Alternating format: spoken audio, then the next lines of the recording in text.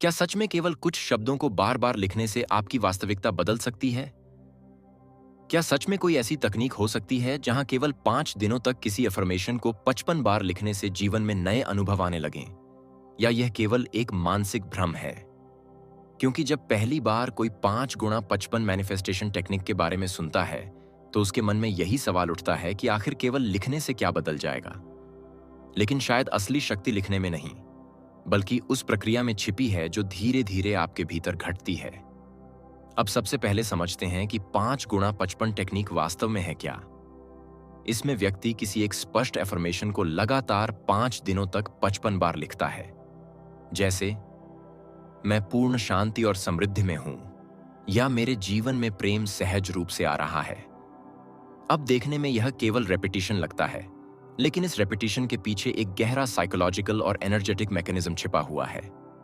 क्योंकि आपका subconscious mind तर्क से कम और रिपीटिशन से अधिक प्रभावित होता है। जो बात बार बार दोहराई जाती है, धीरे धीरे वह माइंड के लिए फेमिलियर बनने लगती है, और माइंड हमेशा फेमिलियर चीजों को सच मानने की टेंडेंसी रखता है। यही कारण है कि बचपन में सुनी हुई बातें आज भी हमारी पर्सनैलिटी का हिस्सा बनी रहती हैं।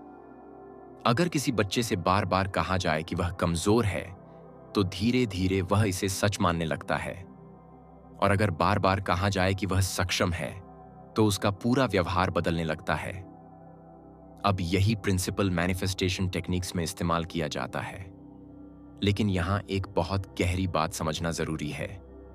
केवल शब्द लिखने से कुछ नहीं होता, अगर उनके पीछे इमोशन और बिलीफ न हो।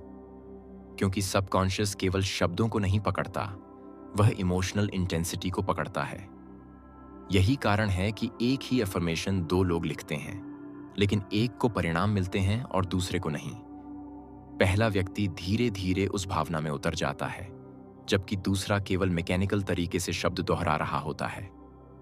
अब यहां से मैनिफेस्टेशन का असली रहस्य शुरू होता है। आपका माइंड हमेशा उस रियलिटी को फिल्टर करता है जिसे वह सच मानता है। इसे न्यूरोसाइंस में रेटिकुलर एक्टिवेटिंग सिस्टम कहा जाता है, जो आपके ध्यान को उन्हीं चीजों की ओर ले जाता है जिन पर आपका विश्वास होता है।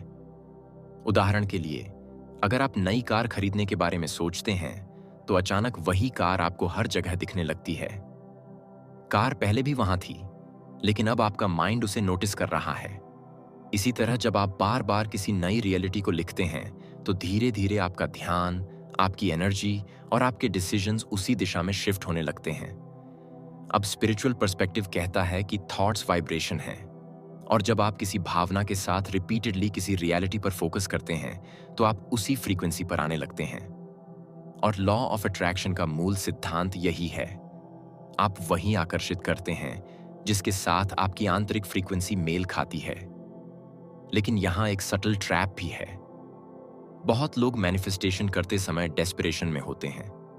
वे अफर्मेशन लिखते हैं, लेकिन भीतर से लगातार महसूस कर रहे होते हैं कि मेरे पास अभी यह नहीं है, और सबकॉन्शियस उसी एब्सेंस को पकड़ लेता है। इसलिए मैनिफेस्टेशन में सबसे महत्वपूर्ण चीज केवल लिखना नहीं, बल्कि उस स्टेट में जाना है जहां आप भीतर से उस रियलिटी को संभव महसूस करें।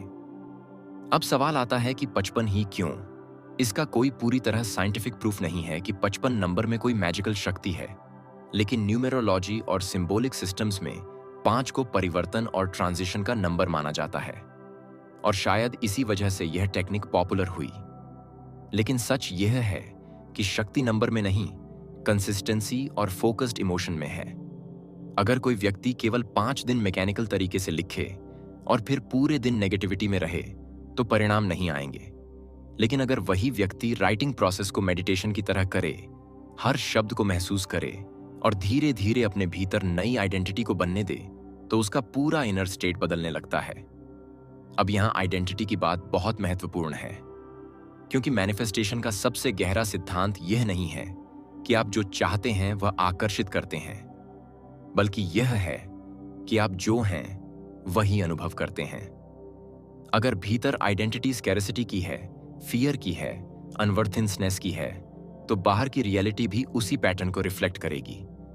इसलिए 5 गुणा 55 टेक्निक का असली उद्देश्य यूनिवर्स को कन्विंस करना नहीं है, बल्कि स्वयं को एक नई आइडेंटिटी में ढालना है। अब इसे प्रैक्टिकल तरीके से समझते हैं। मान लीजिए कोई व्यक्ति अफर्मेशन लिखता है, मैं फाइनेंशियली अबंडेंट हूं। अगर वह केवल शब्द लिख रहा है लेकिन भीतर डर और कमी महसूस कर रहा है, तो सबकॉन्शियस मिक्स्ड सिग्नल्स रिसीव करेगा। लेकिन अगर लिखते समय वह ग्रैटिट्यूड, रिलीफ, पॉसिबिलिटी और ट्रस्ट महसूस करता है, तो धीरे धीरे उसका नर्वस सिस्टम नई स्टेट को एक्सेप्ट करने लगता है। और जब नर्वस सिस्टम बदलता है, तब डिसीजंस बदलते हैं, बिहेवियर बदलता है, कॉन्फिडेंस बदलता है, अपॉर्चुनिटीज को देखने का नजरिया बदलता है। और यही वह पॉइंट है जहां मैनिफेस्टेशन केवल मिस्टिकल कॉन्सेप्ट नहीं रह जाती, बल्कि साइकोलॉजी और एनर्जी दोनों का कॉम्बिनेशन बन जाती है।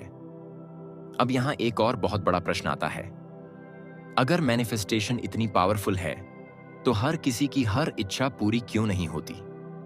इसका उत्तर अनकंफर्टेबल है, लेकिन गहरा है, क्योंकि कॉन्शियस डिजायर और सबकॉन्शियस बिलीफ अक्सर ऑपोजिट डायरेक्शन में होते हैं। ऊपर से व्यक्ति कह रहा होता है, मुझे सफलता चाहिए, लेकिन भीतर गहराई में फेलियर का डर, रिजेक्शन का डर या अनवर्दीनेस बैठी होती है। और सबकॉन्शियस हमेशा डीपर बिलीफ को फॉलो करता है। इसलिए कई बार मैनिफेस्टेशन टेक्निक्स केवल सरफेस पर काम करती हैं, लेकिन अंदर के पुराने पैटर्न्स अनटच्ड रह जाते हैं। अब इसी वजह से कुछ लोग बार बार एफर्मेशंस करते हैं, लेकिन फ्रस्ट्रेटेड हो जाते हैं, क्योंकि वे टेक्निक को मैजिक समझ लेते हैं, जबकि वास्तव में यह सेल्फ ट्रांसफॉर्मेशन की प्रक्रिया है। अब प्रैक्टिकल मिस्टेक्स समझते हैं। पहली गलती, बहुत लंबी और अनरियलिस्टिक एफर्मेशन लिखना।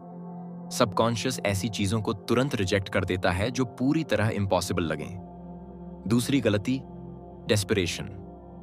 जब व्यक्ति हर 5 मिनट में चेक कर रहा होता है कि मैनिफेस्टेशन हुई या नहीं, तो वह एब्सेंस की फ्रीक्वेंसी में रहता है।